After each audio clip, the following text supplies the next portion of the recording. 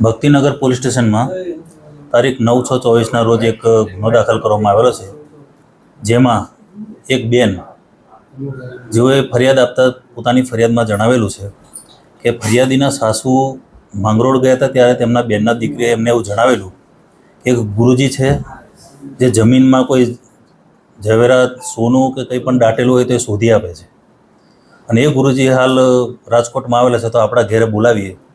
જે બાબતે તારીખ 13/5/24 રોજ ફરિયાદીના ઘરે હાલના જે આરોપી છે ભૂષણ પ્રસાદ રાજેન્દ્ર પ્રસાદ સૈની જેઓ ફરિયાદીના ઘરે રાતે 3 વાગે આવે છે। 3 વાગે આવી અને ફરિયાદીના ઘરમાં આજુબાજુ ફરીને પછી એવું જણાવે છે કે તમારા ઘરમાં 45 કિલો સોનું છે અને સોનું તમને હું શોધી આપીશ, અને આ સોનું શોધવા માટે હાલ મને તમારે 70,000 રૂપિયા આપવા પડશે એમ જણાવેલ, જેથી ફરિયાદીએ તેમની નણંદ વર્ષાબેનના એકાઉન્ટમાંથી 70,000 રૂપિયા રોકડા સ્કેનર પર એમને આપેલા।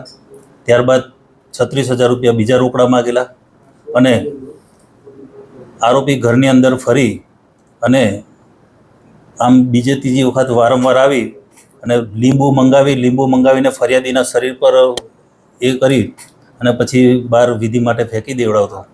ત્યારબાદ ફરી ફરિયાદીને ઘરે આરોપી છે એ આવે છે અને ફરિયાદીને ફરી એક રૂમમાં બેસાડી અને તેને એ કરીને તેના કપડાં કઢાવે છે। કપડાં કઢાવ્યા બાદ તેને એ કરે છે અને એમ બોલે છે કે બાબાજી કો ભી શક્તિ નહીં આ રહા હૈ, હું ફરી આવીશ। આમ કરીને 4 થી 5 વખત આ રીતના નિત્યક્રમ મુજબ આવે છે। તારીખ 4/6/24 રોજ ફરી આમના ઘરે આવે છે। ફરી ઘરે આવ્યા બાદ ચૂંદડી ને લીંબુ ને આવું બધું એ કરીને ખાડો ખોદાવે છે। ખાડો ખોદાવીને અંદર મુકાવે છે।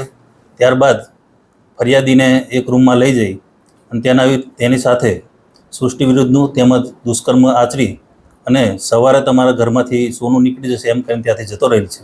આ બાબતની ફરિયાદીએ નોંધાવેલી છે, અને આ ફરિયાદના આધારે આરોપી જે છે એ જયપુરનો રહેવાસી છે, પરંતુ ગઈકાલે સાંજે એની 18:00 વાગે ધરપકડ કરવામાં આવી છે। હાલ મેડિકલ તપાસની ચાલુ છે અને વધુ રિમાન્ડ પણ મેળવવાની તજવીજ ચાલુ છે અને રિમાન્ડ પર લેવામાં આવશે। અને આપના માધ્યમથી હું જણાવવા પણ માગું છું કે આ પ્રમાણેની જો કોઈની સાથે છેતરપિંડી કે કોઈ આવું દુષ્કર્મ થયું હોય તો પોલીસ પાસે આવીને જાહેરાત આપે એવી મારી તમને નમ્ર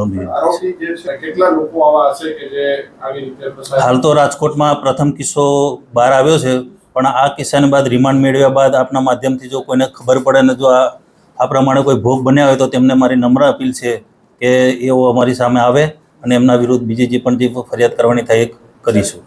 ભોગ બનનારમાં એક જ મહિલા છે, બીજી મહિલાએ તો એના ખાતામાંથી ટ્રાન્સફર કર્યા છે। હાલ અત્યારે મેડિકલ ને બધી શાંતિ કાર્યવાહી ચાલુ છે, એના રિમાન્ડ મેળવી અને વધુ ઘનિષ્ઠ પૂછપરછ કરી અને આગળની કાર્યવાહી કરવામાં આવશે, અને આના કોઈ બીજા પણ ભોગ બનેલા છે કે કેમ તેની તપાસ કરવામાં આવશે। હાલ સુધી કોઈ ગુનાહિત ઇતિહાસ આપણી પાસે સામે આવ્યો નથી, પણ રિમાન્ડ દરમિયાન જો કોઈક વધુ જાણવામાં મળે, કારણ કે આરોપી બહારનો છે, જયપુર રાજસ્થાનનો છે। રિમાન્ડની માંગણી 7 થી 10 દિવસની રિમાન્ડની માંગણી કરવામાં આવશે।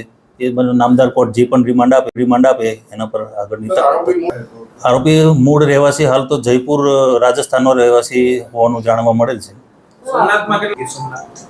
ગીર સોમનાથમાં એ કેટલો ટાઈમથી રહે છે એ હજુ ચોક્કસ નથી માહિતી, પણ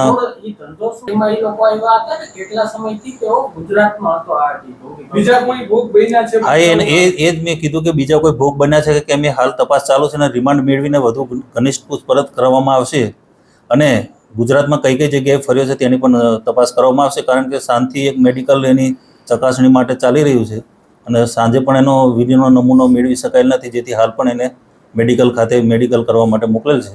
તેથી ને હાલ તો બીજું કંઈ મળી આવેલ નથી। જે આરોપીની પૂછપરછ દરમિયાન જે વધારાની જે પણ હકીકતો બહાર નીકળશે એ પ્રમાણે આગળ તપાસ કરવામાં આવશે।